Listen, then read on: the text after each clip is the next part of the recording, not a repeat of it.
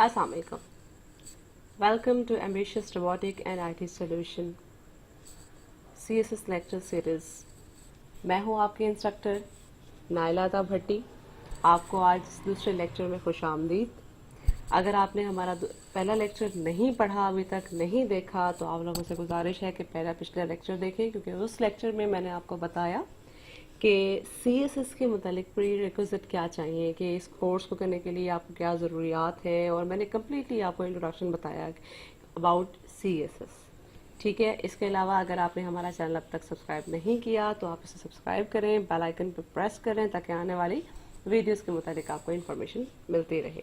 सो आज स्टार्ट करते हैं अपना दूसरा लेक्चर। अच्छा, तो आज के इस लेक्चर में हम सबसे पहले देखेंगे कि हम CSS क्यों पढ़ रहे हैं, इसके फ़वाइद क्या हैं। CSS क्या होता है? हाँ जी, कौन जवाब देगा? चले जी, जिसने जवाब दे दिया वेल एंड गुड, जिसने जवाब नहीं दिया इट्स मीन कि उसने सही तरह से वो पिछला लेक्चर नहीं पढ़ा, तो उसको पहले वो पिछला लेक्चर पढ़ के आए। ठीक है, चले जी। CSS stand for cascading style sheet. अब ये किस लिए इस्तेमाल होगा? Is use to set the background. ये बैकग्राउंड को, फोरग्राउंड कलर्स को, फोर कलर का तो नाम सुना होगा ना आप लोगों ने। फोर कलर यानी राइटिंग का कलर, फोरग्राउंड कलर यानी उसके बैक का कलर जो है उसको सेट करने के लिए, मार्जिन्स को सेट करने के लिए, मार्जिन्स आपके टॉप, लेफ्ट, बॉटम, राइट, उस लिहाज से सेट करने के लिए, बॉर्डर्स को, फॉन्ट्स लिखने का अंदाज, जैसे ये देखें ध्यान से कि ये इसका फॉन्ट डिफरेंट है, इसका फॉन्ट डिफरेंट है, इस तरह के फॉन्ट्स की सेटिंग के लिए इस्तेमाल होती है। पोजीशन कि आपका कॉन्टेक्स्ट, आपका इमेज किस जगह पे हो। ठीक है, और इसके अलावा मच मोर आप देखते जाएंगे इसके अंदर। अच्छा, इसके अलावा अगर हम बात करें create style and apply it to many elements based on selector. आप स्टाइल बनाएं, मैंने आपको पहले भी बताया था। स्टाइल शीट, अगर हम बात करें स्टाइल क्या है, रूल रेगुलेशंस को कहते हैं। स्टाइल आपकी उसकी अपीयरेंस होगी, और जो शीट है वो डॉक्यूमेंटेशन है। केस्केडिंग स्टाइल शीट का मतलब ये है, केस्केडिंग का मतलब होता है फ्लो में आना। ठीक है, CSS क्या होगा? फ्लो में आया हुआ रूल्स रेगुलेशन की एक डॉक्यूमेंटेशन है। केस्केडिंग, स्टाइल, रूल्स रेगुलेशन, उसकी अपीयरेंस, और शीट का मतलब डॉक्यूमेंटेशन, यानी फ्लो में एक लिखी हुई डॉक्यूमेंटेशन होगी जो आपके वेब की अपीयरेंस को बताएगी। अच्छा, अगर हम बात करें सेलेक्टर, इसमें एक सेलेक्टर का वर्ड यूज किया हुआ है। ठीक है, पहले भी मैंने लास्ट लेक्चर में आपको बताया था सेलेक्टर क्या होता है। सेलेक्टर को सेलेक्ट करके हम बताते हैं कि इसकी प्रॉपर्टीज क्या हो। जैसे H1, ठीक है, हेडिंग 1 टैग है, उसकी कलर क्या हो, उसकी अपीयरेंस क्या हो, उसकी फॉन्ट साइज क्या हो। ठीक है, हम इसमें सेलेक्टर को सेलेक्ट करेंगे, उसमें फिर उसको टैग्स के जरिए, नेम टैग के जरिए, क्लास टैग के जरिए, ID के जरिए हम उसकी पोजीशन या CSS के जो भी फॉर्मेट्स हैं हम उसको उसके ऊपर अप्लाई करेंगे। अच्छा जी, अगर हम बात करें स्टाइल की, तो स्टाइल की अगर हम बात करें, ये दो चीज़ों पर मुश्तमिल होता है। ठीक है, एक तो होगा आपका सेलेक्टर, यानी H1, P, ये क्या है आपके सेलेक्टर्स हैं। इसी तरह जितने भी टैग्स हैं। और एक होता है डिक्लेरेशन ब्लॉक। यहाँ इंग्लिश में 2-4 लाइनें लिखी हुई हैं। Which contain the formatting instruction, multiple declaration are always separated by a semicolon. Semicolon क्या होता है? आप, ये एक निशान है, नीचे एक कोमा होगा, ऊपर एक नुक्ता होगा। अब ये कीबोर्ड पे आपको कहाँ मिलेगा? L के साथ वाला जो बटन है वो आपका सेमीकोलन है। ठीक है, तो सेमीकोलन को हम अगर बात करें लैंग्वेज के अंदर, तो ये एक टर्मिनेटिंग साइन है। ये क्या करेगा कि एक लाइन को दूसरी लाइन से अलग कर देगा। ठीक है, आगे हम इसको जरा वजाहत से देखते हैं। अगर हम बात करें CSS के पार्ट्स की, उसके 3 पार्ट्स होते हैं। एक होता है पहला सेलेक्टर, दूसरा होता है प्रॉपर्टी, तीसरी है उसकी वैल्यू। सो जरा एक एग्जांपल देख लेते हैं हम लोग। यहाँ देखिए कि H1 यूज किया गया है, ये आपका सिलेक्टर है, और ये जो ब्रैकेट्स के अंदर आपको दिखाया गया है ये उसकी डिक्लेरेशन है, और ये देखें कि ये है आपकी फॉन्ट फैमिली, ये उसकी प्रॉपर्टी है। फिर आप ये निशान लगाते हो कॉलन का, ये देखें ये कॉलन का निशान है, ये बताएगा कि ये साइड आपकी प्रॉपर्टी है और ये उसकी वैल्यू है। यानी फॉन्ट फैमिली, फॉन्ट का स्टाइल क्या हो, इम्पैक्ट में हो।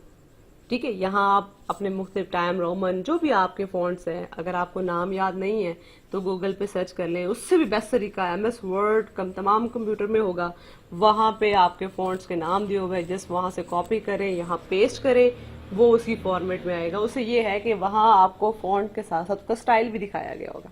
ठीक है, अच्छा अभी मैं एक सेमी कॉलन का बता रही थी कि L के साथ वाला बटन है, ये सेमी कॉलन है।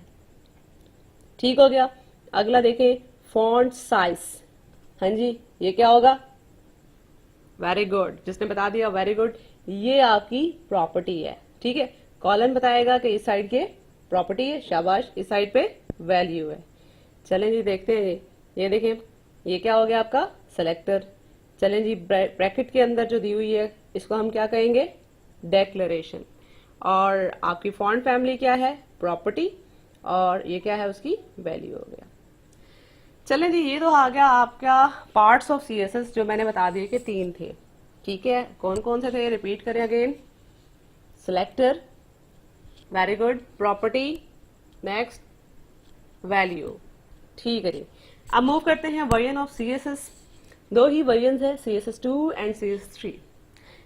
इसमें जो बिगर डिफरेंस है ना, जो सबसे मेन डिफरेंस ये है कि जो CSS2 और 3 है, CSS3 के अंदर हम स्प्लिट कर देते हैं। स्प्लिट का मतलब होता है हिस्से डिवाइड कर देना।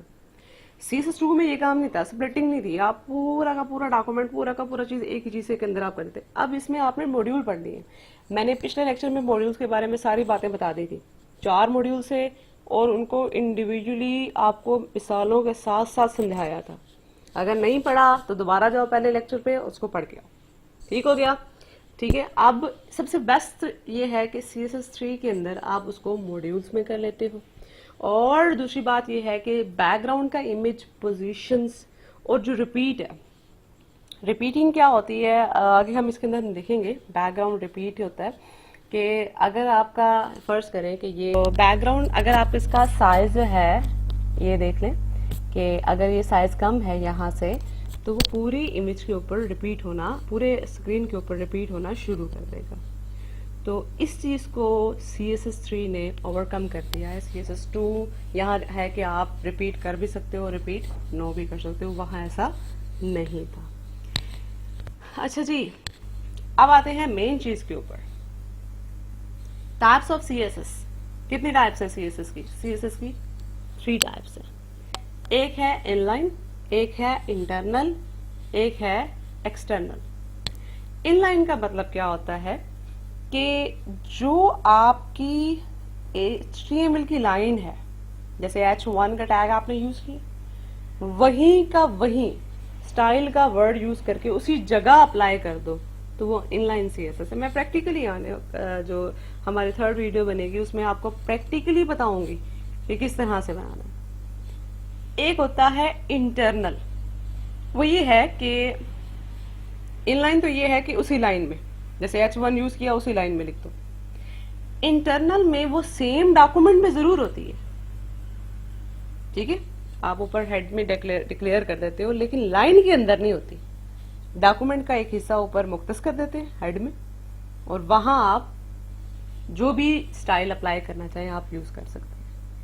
लेकिन एक्सटर्नल की बात करें तो वो अलग से